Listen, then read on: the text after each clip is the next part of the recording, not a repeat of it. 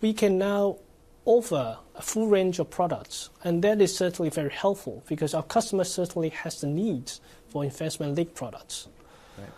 So I think by offering that range of products, it will certainly help with our market share. It's been a tough couple of years with the interest rate cycle in the United States and the hikes for particularly Taiwan insurers. What's your outlook for 2024?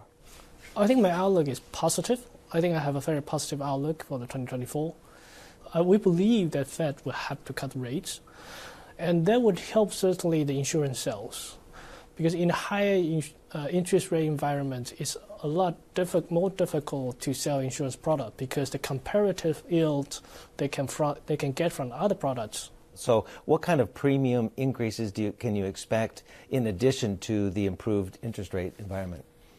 We don't actually have an exact number, but we are looking at a good increase. Do you think the worst is over for this interest rate risk? I was seeing a note from Fitch earlier this month essentially saying this is still going to be the biggest risk to the Taiwan insurance industry.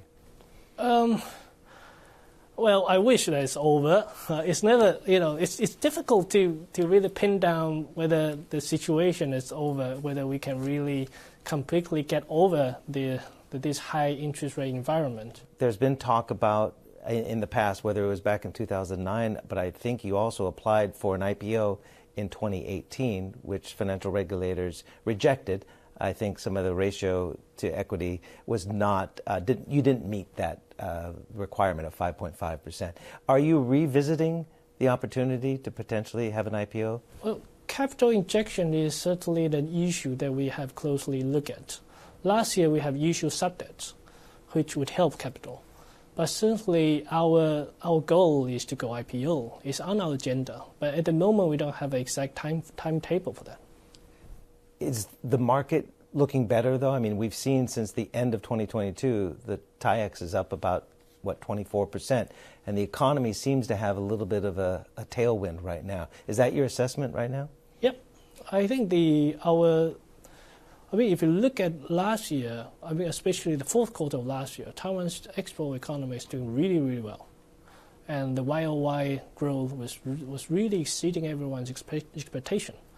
So I'm looking at this year also with a positive outlook. I think that Taiwan's economy will do good. And I know we're not talking politics today, but right now, obviously, politics is at the fore with the presidential election coming up. So I'm not going to ask you about that. But the offshoot to that question is, what kind of support from any government, whichever is going to take office, what would you like to see to help the insurance industry here? Well, really, the elephant in the room is really IFRS 17 ICS and the new capital regime especially. And I think we, as an insurance company, the whole industry actually have some really specific history special to Taiwan. And I think the local regulator, the financial regulator really working hard with us, and they want to make sure there's a smooth transition to the new regime. And then the chairman of the FCC has made it very clear that the whole regime is for everyone's good, and then it's not to disrupt anyone's operation. So I think that was a very good, important promise that we have, and we believe that the financial regulator would really help us to transition into a new regime and to make it a more viable operation.